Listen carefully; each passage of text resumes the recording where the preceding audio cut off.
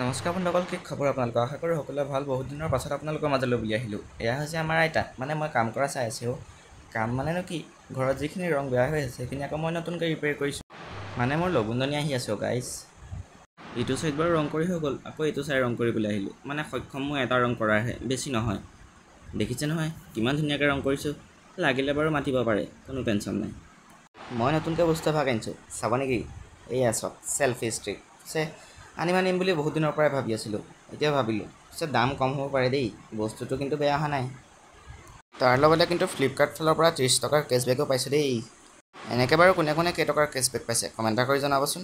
মই বাপেকে চেলফি ষ্টিকডাল লৈ পেলাই প্ৰথম আপোনালোককে লৈ দেখালোঁ। ইমানকৈ কাম বন কৰি আছোঁ, এতিয়া চাহ একাপটো খাবই লাগিব। এই হৈছে ৰং কৰা মই ইমানটো, মানে লগুণধনী পাইছেহি যে ৰং কৰা দায়িত্বটো ইয়াৰে পৰিলে। আৰু এইটো হৈছে মোৰ ঢোলটো। বিহু পাইছেহি যে মন্দিৰৰ চাপৰিতে বিহু ৰিহাৰ্চেল কৰি আছোঁ। বাৰু আজিলৈ ইমানেই, বাই।